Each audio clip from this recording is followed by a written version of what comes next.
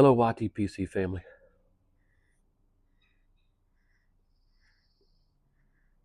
Hope everybody's doing awesome, as always.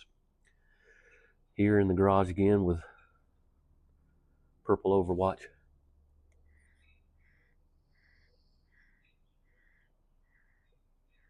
I saw a great video that Alistair had on Rambling Piper, where somebody sent him a box of goodies, a wooden bottle opener, a couple of pipe stands that you can put next to you while you're smoking.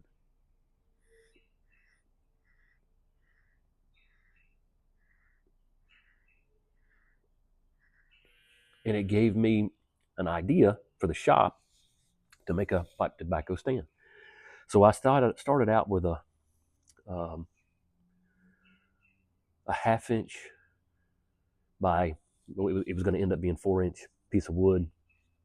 And I don't know how many of you use the hand routers, but those things can just jump all over the place. And of course, that lasted about 5 minutes before it tore the wood up.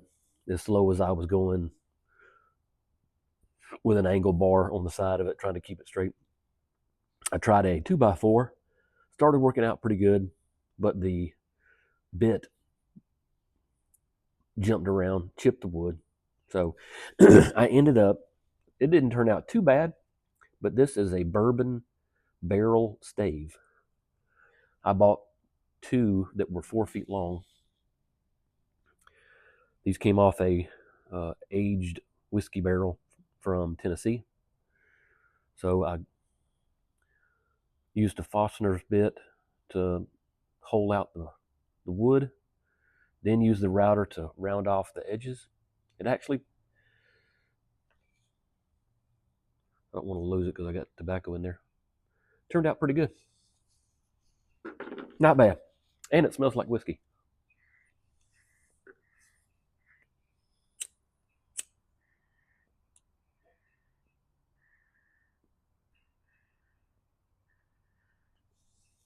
Trying to help my friend Tim at the Southland Piper with an issue. Apparently, whenever he tries to comment, it's not posting his comments. So if anybody out there that is a YouTube expert as to why he might not be able to get his comments posted, comment, and hopefully yours land and you can help us out.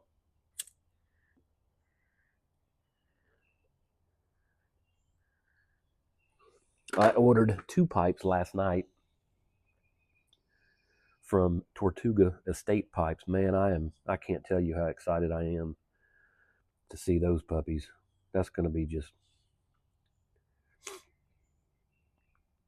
is going to be amazing. I ordered the DB Design Berlin Mariner 20.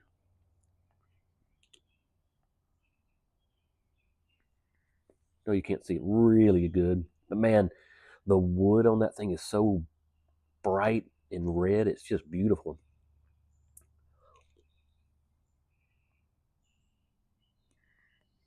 And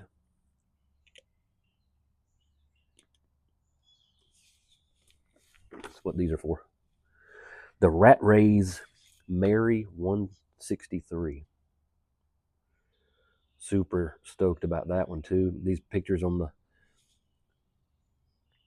phones don't do it justice, but I'll certainly do a video when they arrive, and I'll be super excited for that. I may try to order some new tobacco just to do it right.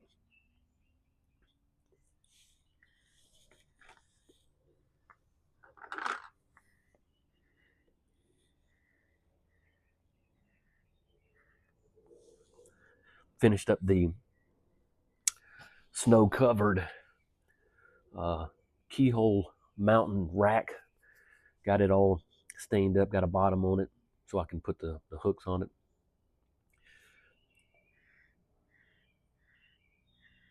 Be nice to get rid of the old one.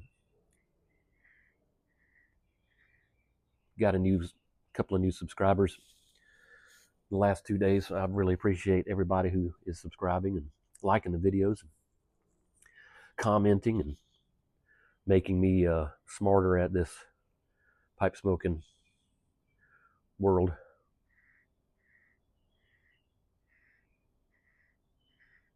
Got some blueberry, raspberry bushes sitting out next to the garage, and they are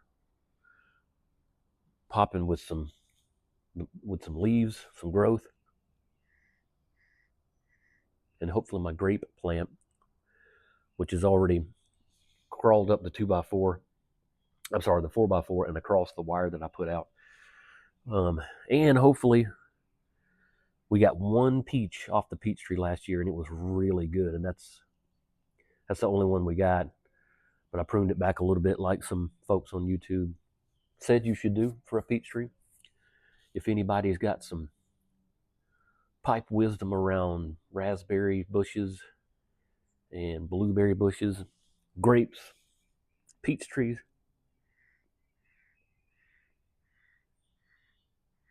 I'm glad to hear it and read what the comments are, or if you mention it in a video and tag me on it, I will greatly appreciate that.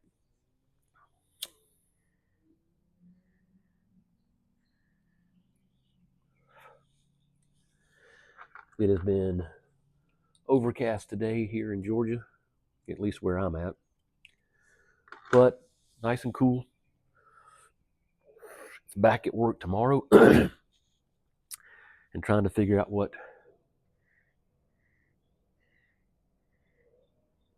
possibly comes next now that the boss hit his 30-and-a-half-year mark and has put in his retirement papers.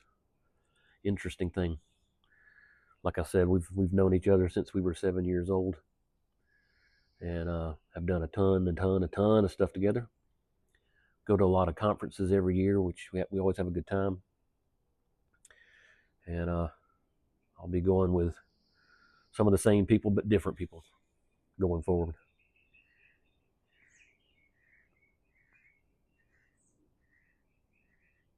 I think he's excited. Even some folks at one of our leadership conferences last week stopped me and said, I noticed that he's been very quiet and kind of reserved lately, which is unusual for him. And I said, you know what? I think retirement is knocking on the door. I had no idea at the time. I said, I think retirement is knocking on the door. And I think when you start thinking about retiring and you're used to making the salary that you're making, and then you go and sit down with your TRS representative, which is Teacher Retirement System. And I'll tell you, if you're young and you got an opportunity to get a job with a K-12 school system that's in Georgia and other states that do TRS, you cannot beat the retirement. When you retire, they take your highest 3-year salary, and in your retirement you get 60% of that, and you usually get a 1% raise every year. So after about 4 years in your retirement, you're making what you were making when you were working full-time, and you get that paycheck for the rest of your life. And if you check the box for the death benefit when you submit your retirement paperwork, and if you pass before your spouse, she gets that entire paycheck. A little bit smaller, but it's like $100 difference, but she will get that for the rest of her life.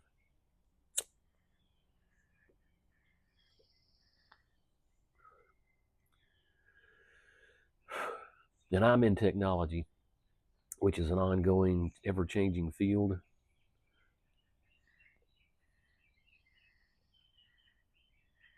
But I'm excited for him. TRS says that I'm eligible in 2029, which seems like it's just right around the corner. So I have to start getting my ducks in a row too. Figuring out when you submit the paperwork, HR gets all kinds of alerts and they start their process, and then you gotta figure out, what do you do. I know the old man Piper has done some good videos about that, and He's had a lot of accomplishments in his life as a fireman, which sounds like he did just about everything, but I didn't hear him say he drove the truck, but maybe he did. Got a lot of good wisdom and thought in his video, and he and I commented back and forth. And I think it's true for me, at least that's my philosophy, is when you retire, that doesn't mean that you've reached the finish line. It just means you hit a new starting line.